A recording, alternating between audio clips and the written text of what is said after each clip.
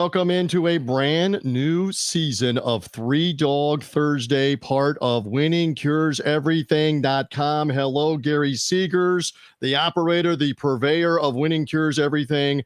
Great to be back with you, my friend, for another season talking college football underdogs. We have made it. We have made it to Labor Day weekend. We have made it to the first real weekend of the college football season. Great to be back with you. Another public thank you to you and everything you do at Winning Cures. I'm thrilled to be here with you and talk some college football underdogs. Most certainly. Thank you as well. You know I enjoy talking with you, especially when we get to talk college football.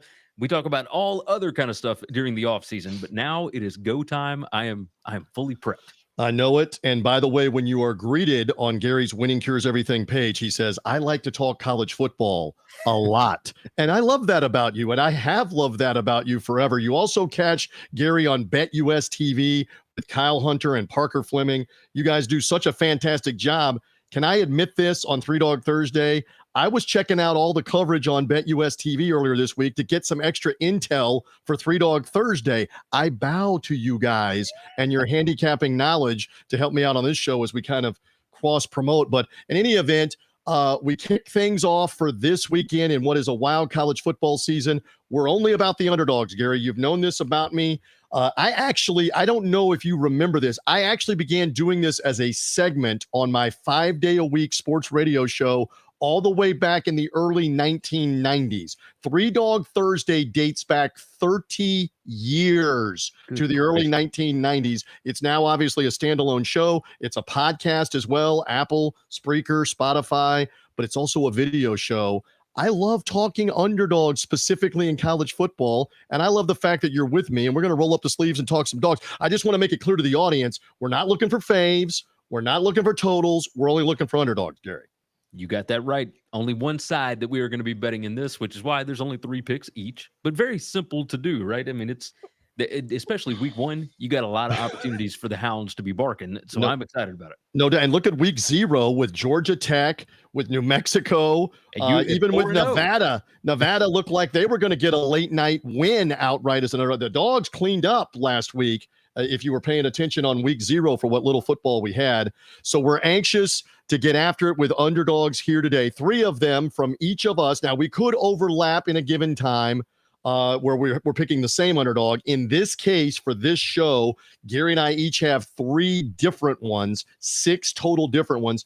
So look, we're ready to give you the advice, and just remember, it's worth every penny that you're paying for it on Three Dog Thursday here this afternoon and this evening or whenever you're seeing the show. By the way, go to winningcureseverything.com, go to the YouTube page, like and subscribe, as well as the Three Dog Thursday podcast. Do the same thing, follow and subscribe, and you get all the content every Thursday whenever we talk underdogs. My friend, without further delay, because people are going, where are the picks? Where are the picks?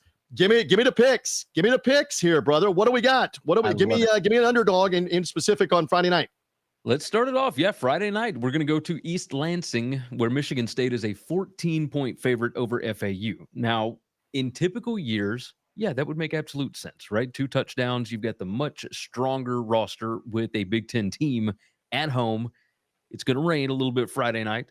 You start looking at some of these numbers. The 247 talent composite between these two, Michigan State is number 41. That is much closer to G5 level as opposed to Power 2 level. And Tom Herman and FAU, number 80 over there. Year 2 of Tom Herman. Right now, you are in the rebuild stage, the very beginning for Coach Jonathan Smith, who came over from Oregon State to Michigan State.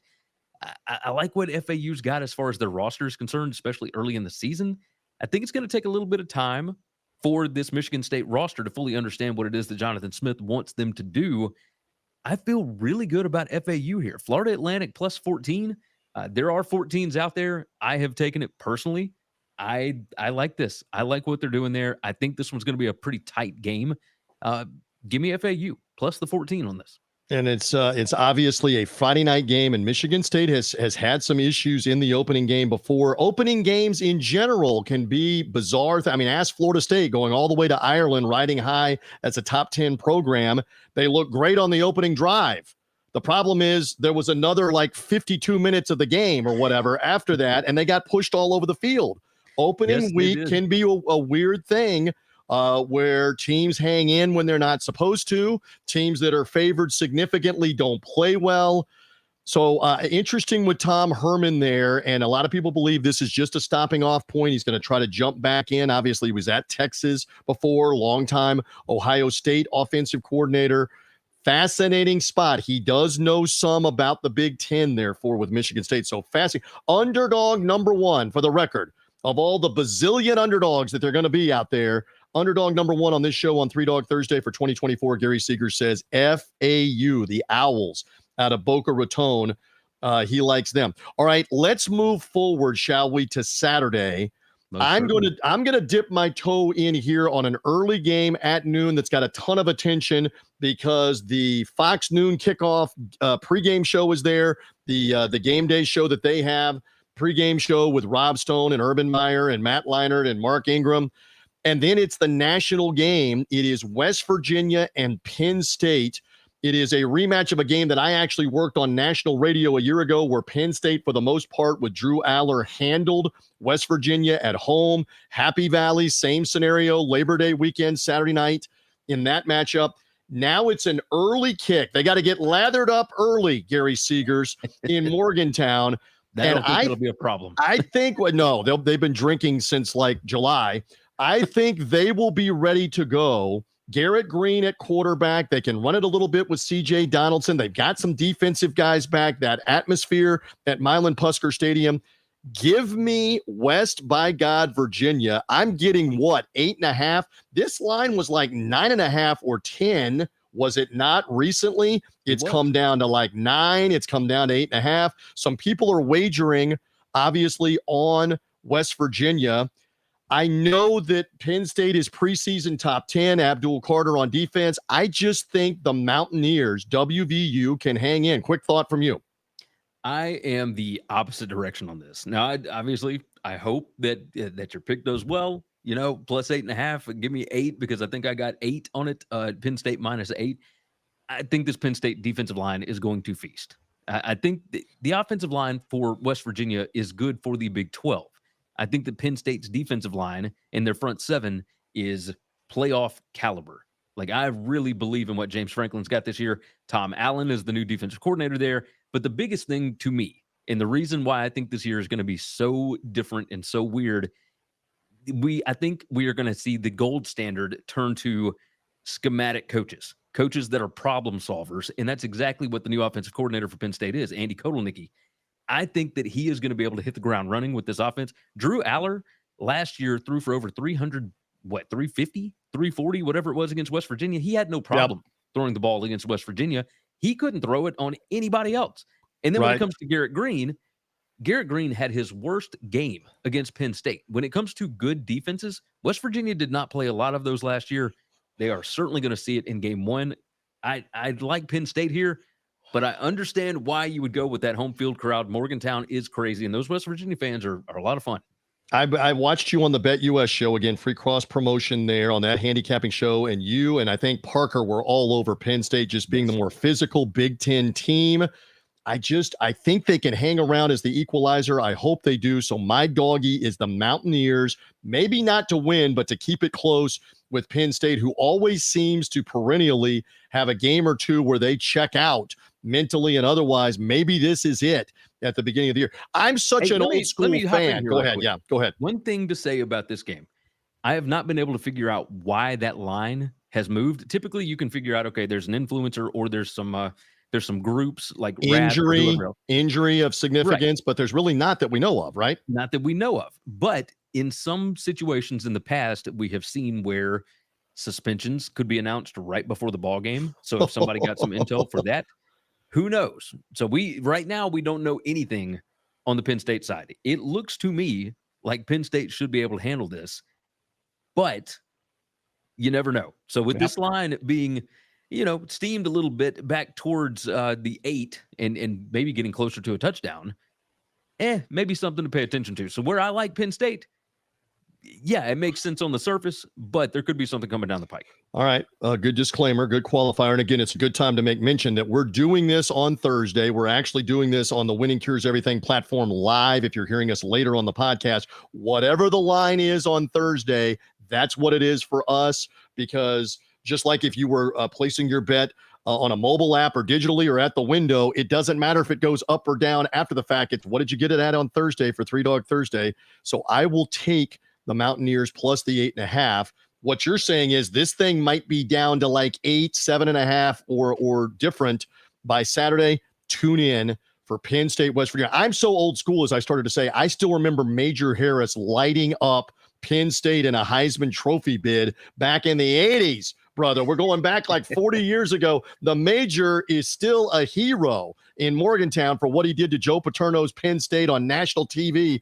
back in the days when there was like 2 games on TV on a given Saturday. He lit them up on that Saturday. Can they wake up the echoes of Major Harris? We'll see. All right, so one underdog from each of us, doggy number 2, and you're going right away early on Saturday as well in an SEC ACC matchup that has a ton of attention. Yes, I am going to roll with Clemson plus the 13.5 against Georgia. A lot of people love Georgia, obviously. They have got some injury issues. They have got some suspension issues. We don't know exactly what's going on with Trevor Etienne, but school policy is for DUI or DWI or whichever one it was, he will have to serve a suspension. So Kirby ain't talking about it. I don't blame him. Why would you? Georgia hasn't released a depth chart. In return, Clemson decided, well, if they're not, we're not. So we don't know anything about the depth charts for this. But I do know that there are questions on Georgia's defense and, of course, on offense. Ra Thomas kicked off the team. They've got plenty of weapons. They got plenty of stuff going on, but their running back depth could be a little bit short here. At what point does the offensive coordinator, Mike Bobo, decide, okay, well, we're not going to try and win this with a third-string running back. Let's go on and let it loose. But at the same time, Clemson, if you look at these rosters, as far as blue chippers and everything else, Clemson is number 5 in the 247 talent composite right now. Georgia is number 2.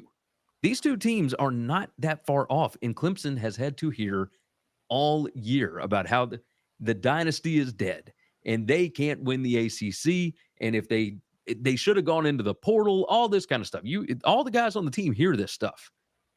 I think they're going to come out hair on fire. Like, I think Clemson is going to be able to stay in this game. I think year 2 under Garrett Riley, the offensive coordinator, of course, who came over from TCU after that national championship game. I think that he is going to have them much better prepared, much better developed for what his offense calls for this go-round. I think Georgia still probably wins. My number on this is Georgia minus 10.6. But I still think that Clemson can hang around in this game. I might take a Clemson first half as well, but I do believe that full game, you're probably looking at 31-21 Georgia, something like that. So I think that Clemson can certainly hang within the 13.5. I like it better at 14. Those have all been bought up. I'm going to take 13.5 here. And again, Gary does his own analytics, and it's interesting that your analytics say that Clemson's getting about 3.5 or 4 more points than what you think they should get. So you're going to even be more enticed by that off of winningcureseverything.com. You can read more there about what Gary does. I just wonder here, Clemson is maybe in the wrong spot at the wrong time. Georgia, I know it's different players in a different season, but Georgia, remember the last time they were in the Georgia Dome, beaten by Alabama, derailed their unbeaten season. What was it, a 27-game win streak, 26-game win streak? Gone, and they didn't even get to go to the playoff, the Georgia Bulldogs. Now they're angry coming back this year with Carson Beck at quarterback. And is it, just a quick comment, is it a referendum on Dabo Swinney's tactics to not go in the transfer portal that much, not be using NIL to entice other players that much? If they are beaten badly, if there are a lot of Clemson people that are going to scream even more if they're beaten badly in this opener. You don't think they will be. I'm just wondering, hypothetically, if they are, Gary, just real quick, is it going to be trouble right at the beginning for Dabo Swinney right off the bat? It'll turn into a national story, of course, but my goodness, what number of teams would Georgia not beat like that because of the amount of talent that Georgia has? At the same time, I think it certainly helped things that Mike Norvell went out to Ireland and got beat last week with a team full of portal guys. So, right. You never know what you're going to get when it comes to the transfer portal. Dabo knows exactly what his guys are. I don't think it'll be, if it's a story, I think it'll last about a day. And then it'll be passed by the next week. Of course, they'll go out next week and whip somebody, and then we'll move on. But I don't think it'll be that big of a deal. All right. Fair enough. Georgia and Clemson again at noon coming on Saturday. And by the way, you see one of our sponsors here as part of winningcureseverything.com and Three Dog Thursday is Ticketsmarter, the Ticketsmarter mobile app. You've been seeing it on the screen if you're with us on the video the entire time. If you are trying to get in the Georgia Dome, the get-in price, I just looked a little while ago, is still up over $130 in the top of Mercedes-Benz Stadium in Atlanta. That's because of Georgia fan proximity, Clemson fan proximity. It's still a hot ticket just to get in. The better seats, Gary, in the middle of the lower level, you're not getting a better seat for anything less than $450, $500. Use Ticketsmarter. Use the Ticketsmarter mobile app. Use our promo codes. You see that if you spend $100 or more, you can take $10 off with WCE10 on Ticketsmarter. Take $20 off if you use the Ticketsmarter code WCE20 for an order of $300 or more. Again, for the better seats, you're not going to get one for under $300. Use that promo code WCE20. Purchase is safe and secure. Most competitive pricing on the secondary market with their algorithms at Ticketsmarter.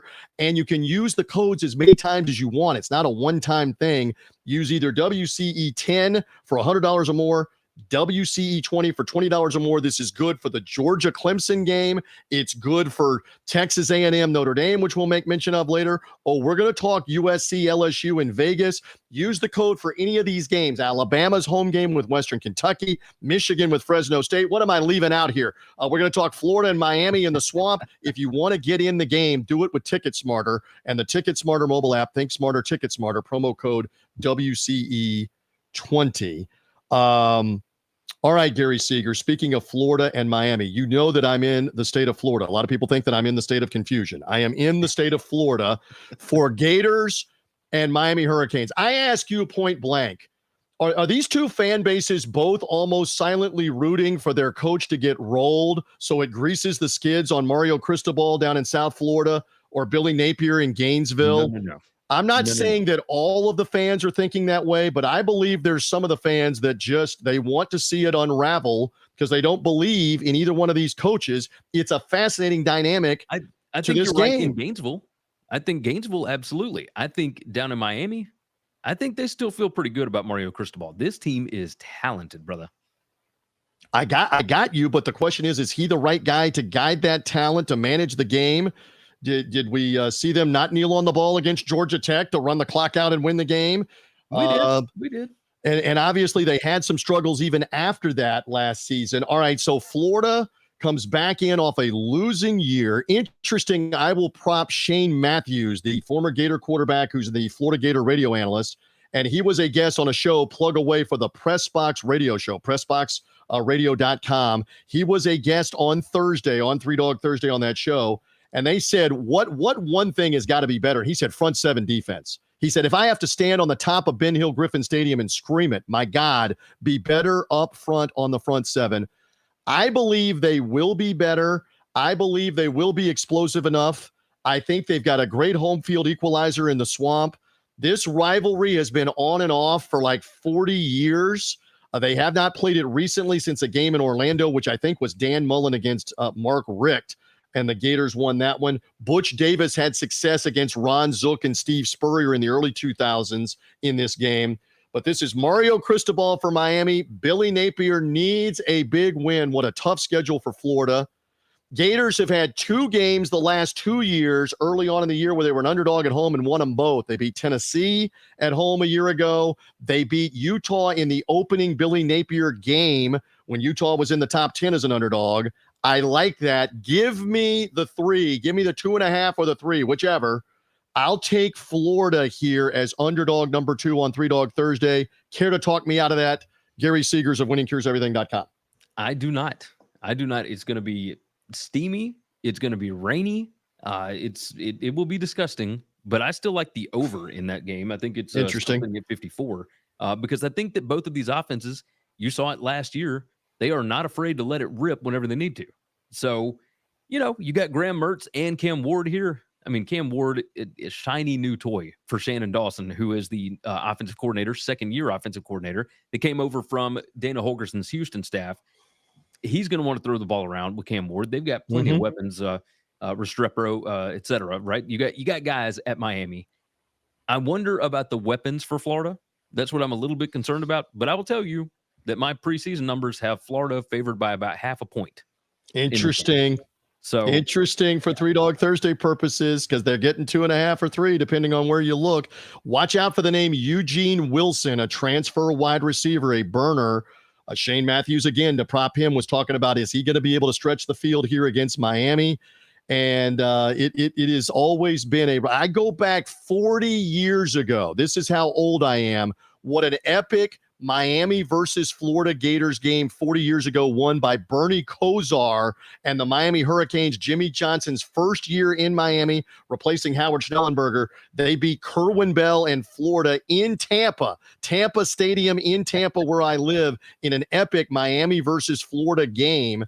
They've played some other ones since then. They don't play every year. It's the renewal. It's in Gainesville. I didn't go to the University of Florida. I just like the Gators in this spot for my second underdog. We progress, whether you're just seeing us on winningcureseverything.com, Gary Seeger's platform, or whether you're hearing us on the Three Dog Thursday podcast. You owe me one more, and the audience, one more underdog. What is it and why, Gary? I talked about this on the BetUS show, but I feel really good about it. I'm going to take UTEP plus the 27.5 in Lincoln, Nebraska this weekend. 3:30 p.m. Eastern time game on Fox. I feel good about it because Nebraska is dealing with a ton of injuries, right? So you are going to see a whole lot of guys play in this game. Dylan Raiola, first-time starter, brand new true freshman, and he's really talented, but this will be the first time that he has taken snaps in a live game at Nebraska. So this is going to be a pretty big deal. On the other side, you've also got UTEP, who's got a brand new head coach, Scotty Walden. I don't know if you remember him, but he was at Austin Peay last year. And also, before that, he is the coach that was the interim coach at Southern Miss during the COVID season in 2020. Gotcha. He's the one that quit in the middle of the year to go take the Austin Peay job. So I did not remember that. Austin Peay for a while. He brought like 11 or 12 Austin Peay starters with him to UTEP. He has got some experience there. We saw this just last year, right? G.J. Kinney came into Texas State, brought a bunch of guys from Incarnate Word with him, and was able to, he was right out the gate firing. And I think it's going to be the same thing here. I think that UTEP is not going to win the game. It's a 27.5 point line. But can they cover 27.5, considering Nebraska is in a look-ahead spot, especially a rivalry revenge spot, because they got embarrassed by Colorado last year. Yep. Now they get Colorado at home in week 2.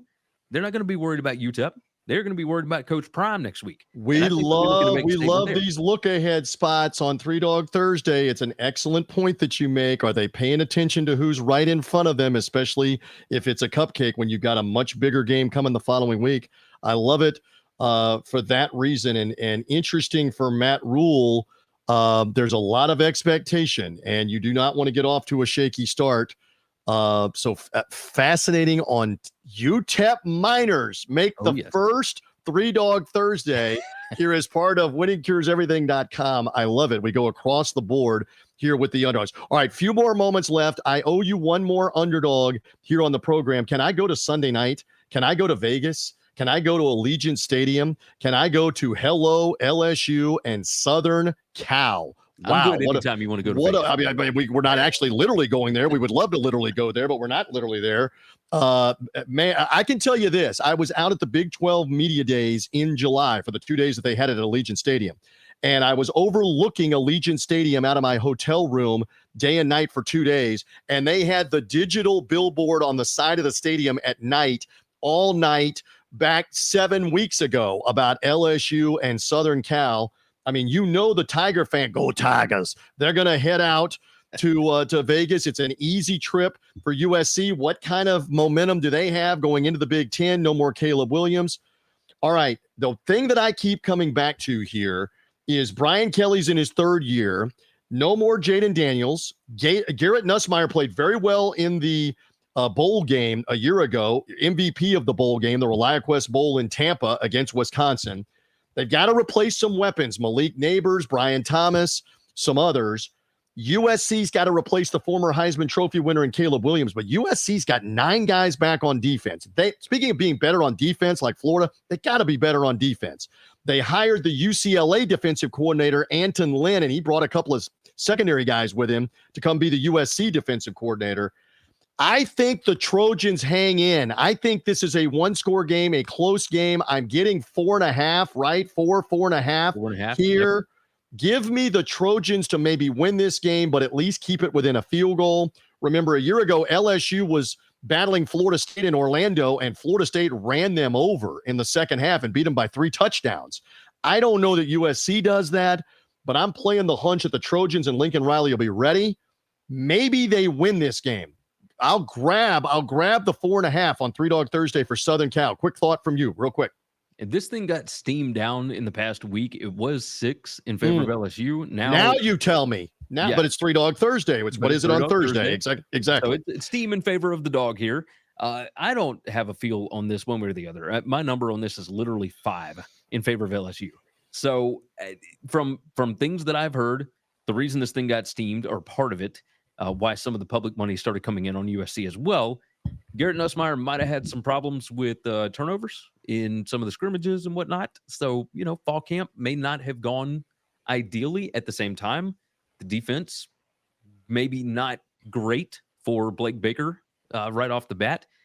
Danton Lynn took UCLA last year in his first stop over there and took them from the 87th ranked defense to the number 11 ranked defense. Can he do the same thing with better talent at USC?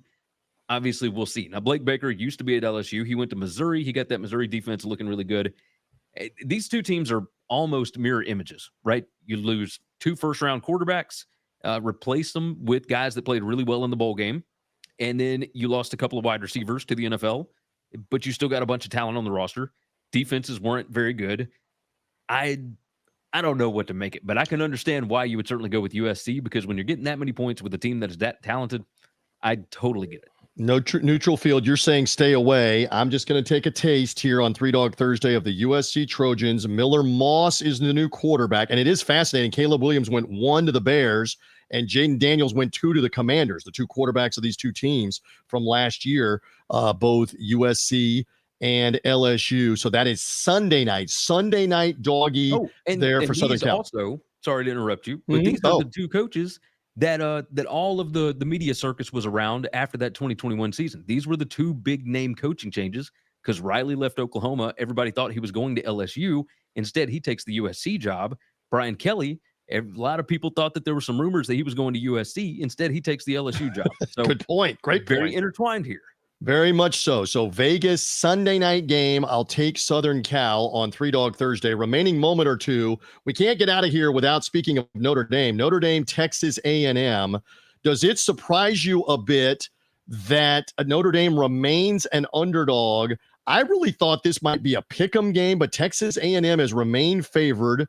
Mike Elko, first-year coach. Interesting, his quarterback, Riley Leonard from Duke, didn't come with him to A&M. He instead went to Notre Dame to be with the Irish and Marcus Freeman. It's at Texas A&M. True road game, hostile environment. Gary, what do you make of that? Is that line about right for Saturday night? I think it is. So my number on this was 1.5, and that was before the injury to Charles Jagasaw, I believe the starting left tackle for Notre Dame. But it came out this week, and the reason why it steamed this direction, Notre Dame was favored by 1.5 at one point. They opened up as A&M, a 1-point favorite, went back to Pick'em, went to Notre Dame by a point and a half. It's bounced back around, back and forth. And Notre Dame on their offensive line is going to start 3 freshmen and 2 sophomores. Not a lot of experience. And I think A&M, their defensive line, probably has 2 first-round guys. And I just thought of this. Good luck trying to hear and function in front of 100,000 plus at Kyle Field with inexperienced offensive line. Go ahead. Yes. And then, of course, you've got Riley Leonard. It's Mike Denbrock from LSU. It is his first game back as the offensive coordinator for Notre Dame. I'm real curious. Now, here's one thing that, while we're talking about the offensive side of the ball for Notre Dame, going up against Nick Scourton, the defensive end for Texas A&M, and I believe Thomas is the defensive tackle that could go first round. I think on the other side, Colin Klein, the new offensive coordinator for Texas A&M, him with Connor Wigman, the quarterback over there at A&M, that Al Golden defense could be ferocious. I mean, this Notre Dame defense is legit. So we might not have a lot of points. And I believe this total is still at about 46 right now. Interesting. It came down from 47.5 down to 46 right now. Under might be in play because I'm not expecting a lot of points here. All right, fair enough. Again, Notre Dame getting points. If you care for Three Dog Thursday, I'm staying away from that officially. Again, one more time by means of recap. Here's what we're on. Gary says Friday night game, Florida Atlantic with Michigan State. Give me 2 touchdowns worth, 14 points. He also likes Clemson in the showdown with Georgia. Same thing. 2 touchdown, 14 points worth, 13.5. Whatever you like there for Clemson and Georgia early Saturday in Atlanta. And then UTEP getting a boatload of points against Nebraska on the road in the true road game, getting 27.5. I will take West Virginia in the noon showdown with Penn State. Play like my couch is on fire, Mountaineers. Give me them getting 8.5. I'll take Florida in the home game with Miami for the rivalry to win the game and take the points, take the 2.5 points. And then USC, Sunday night, Southern Cal against LSU. What a humongous game. In the Southeastern Conference and for USC in the Big Ten early on with USC and LSU. I'll take Southern Cal and the 4.5. Let me interrupt you real quick. Go ahead. That Clemson game, I'm going to take the 14. It just popped on ESPN. Just take it. It's Three Dog Thursday. 14. It's a live show. If it's got 14 on Thursday before we're done, take it. Put it down as a 14-point line for Gary Seegers. And again, stay engaged. WinningCuresEverything.com. We're here on Thursdays in podcast form on Three Dog Thursday. Apple, Spreaker, Spotify. Three Dog Thursday social media. ThreeDogThursday.com to find out more about the program and get more on the underdogs. We're all about the underdogs in college football. Did we leave anything out on this weekend, number 1, Labor Day weekend? Did we leave anything out? I don't believe so, my brother. I think we're good. Listen, keep up the great work on winningcureseverything.com and the BetUS show, Gary Seegers. Again, follow, subscribe, hit the bell down here to find out more about Three Dog Thursday and all of Gary's great content, his game previews, his inside analysis on the YouTube page and winningcureseverything.com. We are thrilled to be back with him on Three Dog Thursday on this platform. And use the sponsor right down here, Ticketsmarter. If you're trying to go to any of these games, there are the promo codes. Best prices on the secondary market to get you in. Save with Ticketsmarter. Get in the game with Ticketsmarter and the mobile app right down there. My friend, thank you. Good luck with your underdogs, Gary Seegers. I appreciate you in more ways than one. I appreciate you. Thank you, my friend. Thank you as well, and good luck with your picks as well. We love it, and we thank you for being with us as we talk underdogs in college football on Three Dog Thursday.